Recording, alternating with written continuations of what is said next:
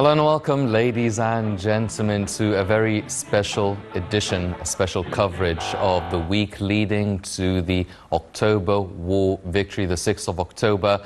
In this week, on Thursday, we celebrate the 49th anniversary of the October War victory. We're going to be taking a look at one of the greatest Egyptian achievements in its modern history. We're going to be looking at main incidents, main repercussions as well, political and security repercussions that we are enjoying up until now since 1973. We're going to be taking a look at this in tonight's special edition, but before we do that, let's check out some of the main stories making the news today. And on the occasion of the marking of the 49th anniversary of the October War victory, President Abdel Fattah el-Sisi attended the 36th Armed Forces Cultural Symposium, dubbed October, the Will of a Nation. Addressing the event, President el-Sisi saluted members of the 139 Commandos team, saying their names would be written in gold and their patriotism and sacrifices would always be remembered. The 139 Commando Forces Group were the blocking wall before preceding the Israeli tanks in the 1973 war, preventing them from intervening at the time when the Egyptian forces were crossing the eastern bank of the Suez Canal and laying down the bridges. The head of state further reiterated that the October War victory is the victory of pride and honor, as well as proof of the Egyptian people's strong will. President el-Sisi noted that Almighty God directed the strong men to take decisive decisions during the October War and saluted the spirit of late President Mohammed Anwar Sadat, describing him as the man of war and peace. The president reaffirmed that relations between the army and the people would stay sacred. On the status of the economy, President el-Sisi noted that the state is trying to overcome the ongoing global economic crisis through devoted efforts, and he also said the new republic is a long-awaited aim.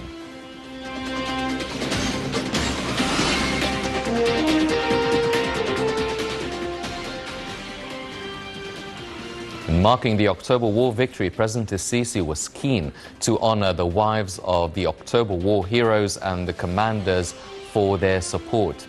Now, el-Sisi also honored members of the Special Commandos Division, 139 team, saying their names will be written in gold and their patriotism and sacrifices will always be remembered. As we've already mentioned, the 139 Commando Forces were the ones responsible and who managed to block the intervention of the Israeli tanks when the Egyptian forces were crossing into the eastern bank of the Suez Canal, laying down the bridges.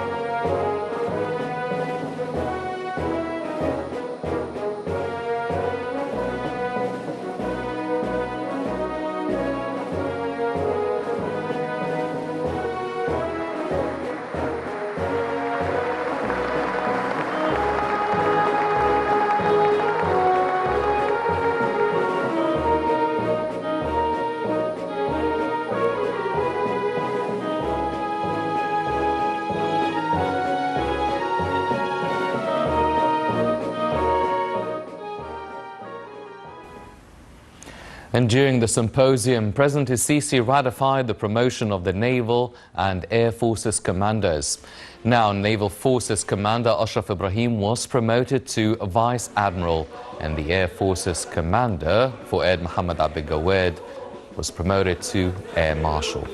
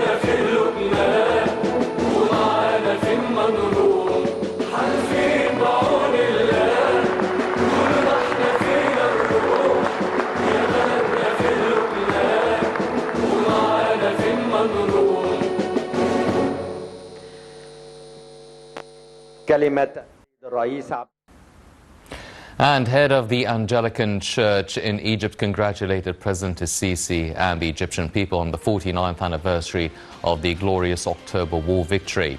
In a congratulatory cable, priest Andre Zaki said the brave Egyptian army proved to be a role model for the bravery and supremacy of the Egyptian military before the world during the war. He affirmed that the day is a source of pride for all Egyptians. Priest Zaki also sent a cable of congratulations to the Minister of Defense, Mohammed Zaki.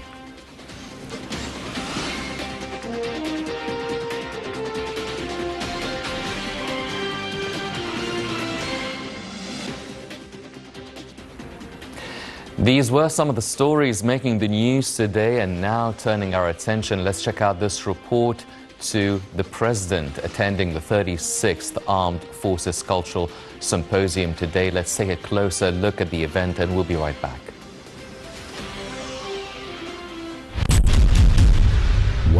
لن نسلم في إرادتنا ولا في سنتي من أرضنا ولا العرب. أوفوا أقسموا فأخلصوا فكانوا عند قسمهم فصار الوعد والقسم نصرا. هم أبطال حرب أكتوبر المجيدة.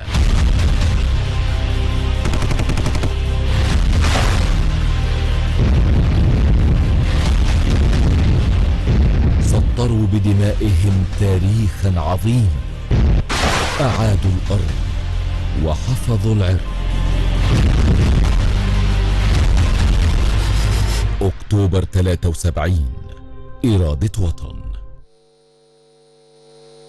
President Abdel Fattah el-Sisi attended on Tuesday the 36th Cultural Symposium of the Armed Forces on the occasion marking the country's 49th anniversary of the glorious October War victory.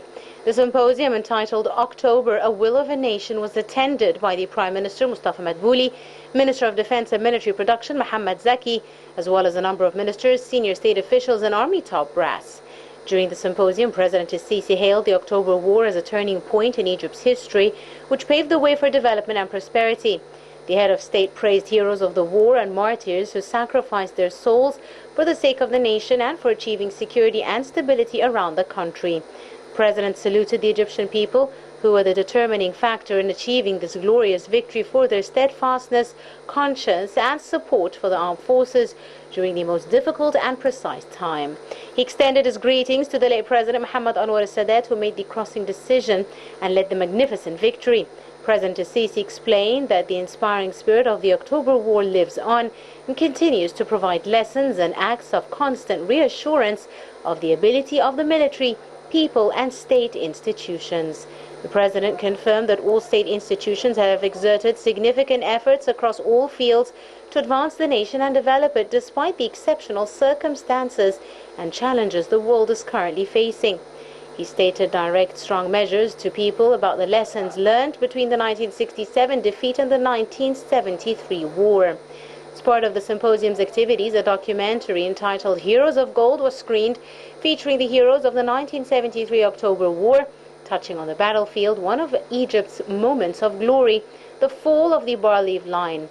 The documentary also displayed the great achievements in Sinai during the era of President Sisi and stressed one of the most important lessons of the war, which is the fact that victory was made through the willpower of the Egyptian people and bold decisions and strong determination of a national army seeking to liberate every inch of its homeland soil.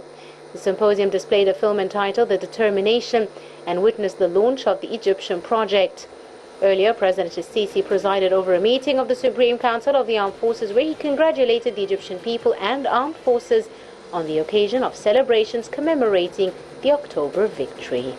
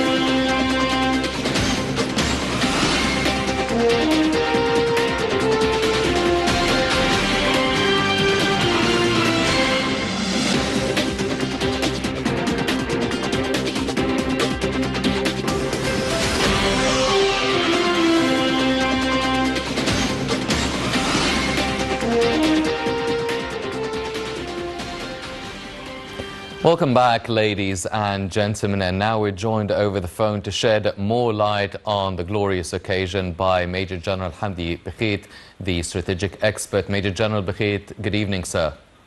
Good evening, sir.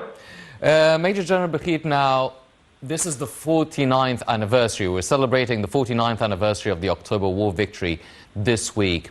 Now, the President attended the 36th Armed Forces Cultural Symposium today, and he mentioned a few things, and pardon, one of which was the heroics of the 139th Commandos platoon, who were actually responsible for holding back the Israeli tanks while the Egyptian army were laying down the bridges crossing the eastern side of the canal. Can you shed more light on the heroics of the 139 Commando platoon? Because not a lot of people are knowledgeable about it.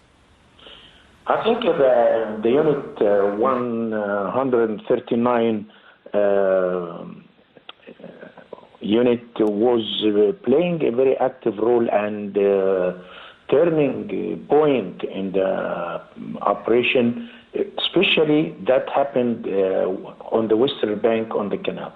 We remember the penetration from the Dev War. The plan was to steal Ismailia and go north to Port Said, and so they facilitate the communication through the Mediterranean to the Israeli forces as they are controlling the Suez Canal from Port Said to this operation made by the unit 139 Rangers forces has turned everything upside down. That they made a shield by their bodies and their simple weapons dealing with the tanks and the armored vehicles that the Israeli forces used. There was about 3 armored divisions in this penetration area. And though this unit could stop this operation from going north to Ismailia. And the operation was heroic enough to express how far the courage and the solidarity of the Egyptian forces and soldiers that faced the tanks by their bodies and their simple weapons. At the same time, we can see how far they used all the environment around them, all the ground around them. They opened the areas and the canals of water to make a kind of a swallow earth around the tanks so they couldn't move, and they became targets to their weapons. And so they stopped the operation of the 42nd Division, the Israeli 42nd Division, to go north. So this combat or this operation turned everything upside down, that the Israeli forces turned it down to the south and tried to penetrate the area of the city of Suez. So by that time, all the units on the west could surround these units and could separate their units from each other. And so this operation failed completely. Yes. Well, Major General Bekhait, I mean, it's this victory, this military operation, it's not just about the infantry or the commandos, but also engineers were involved, the naval forces were involved, the air forces had a big role to play as well. So it seems to be a collective sort of effort, a collective achievement by the different branches of the armed forces that is celebrated up until now, 49 years celebrating the military forces' achievement with all the different weaponry and forces and branches. When we speak about the 6th of October war, we can remember one fact that now been taught all over the institute in the world, how the Egyptian could fight a joint armed forces operation. This joint armed forces operation, every specialization and force in the component of the armed forces had its role to carry it out, and it depends on how far they could prepare the situation and the theater of war to the other units.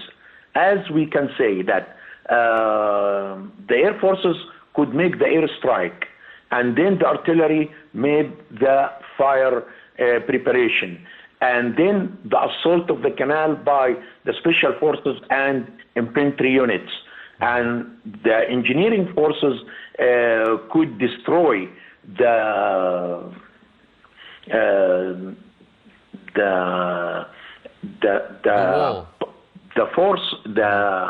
whole forces that were occupying the high buildings or efforts or fortifications on the canal. At the same time, they could build the bridges to make a better circumstances for the tanks and armored vehicles to cross from the west to the east. At the same time, we can't forget the role of reconnaissance elements that gathered information from the depth and to the tactical level. At the same time, we can't forget the administrative units, the logistics units that afforded all the needs of the forces while fighting this operation through more than 2 months. This operation, as we call it, joint military operation, is an example. Now they consider it the main joint operation force war that made by the modern history. Mm-hmm. Major General Bekhait, I mean, when we also talking about the 139 Commando unit, the President honored the members and the wives of this unit, which really sets a great example for the Egyptian generation now. I mean, we're talking about 49 years ago, the war took place and the victory took place, but we're still witnessing heroics since 1973 up until what's been happening in Sinai over the past few years combating terrorism. So the Egyptian army has been used to presenting models of martyrs and sacrifices that we're still enjoying up until now in Egypt's modern history. Faithful and greetings from generation to another in the armed forces is a kind of culture. We do it since a long time ago, not the 49 years. And it is inherited all over the history of the armed forces. A generation could achieve something, building the history of the nation and protecting the capabilities of the nation, is doing their role by that time, and so on coming another generation to hoist the flag and continue the march to reach a better environment for the nation to live in peace and settled situation. And I see from the examples that happen today that they are setting an example of how a generation could fight a war since 49 years, are alive till now, and they accept the salute of the modern generation for what they offered for their country. And this is a tradition in the armed forces. We remember these commanders, we remember their families who sacrificed everything, even they could carry the responsibility of protecting their homes and raising the children and managing the family affairs and family life through a very critical area of the life of the officer himself. So to generate or to become faithful to this generation is very important to show everyone in the nation and everyone in the armed forces that we are not forgetting our leaders or our commanders for what they have done for the very victorious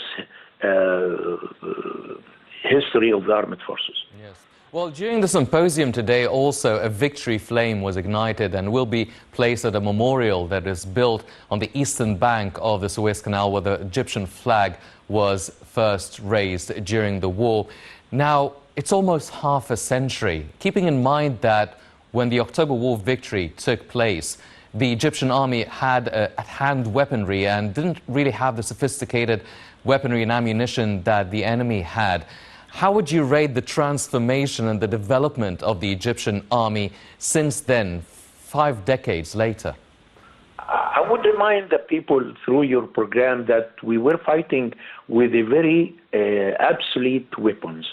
I was, as a commander of a reconnaissance patrol, I was riding a very obsolete armored vehicles from the Second World War, half-propelled. It was half-propelled armored vehicles. At the same time, the artillery, most of it was not propelled. Most of it was firing from fire position on the land. At the same time, the airplanes or the fighting airplanes were MiG-17 and MiG-21 on the. It was very obsolete weapons. At the same, I would here to highlight that the Egyptian forces or the Egyptian soldiers could achieve a very miracle, a very important miracle, that they could develop the capabilities of these weapons from a defensive weapon to an offensive weapon, and they could carry out tactics that amazed all the world. We didn't hear before about an infantry soldiers who faces a tank by a very simple anti-tank weapon. That happened in October War. How we could across the canal with its unbelievable properties that could prevent this operation to be carried out on this standard. At the same time, this generation who fought October War, they were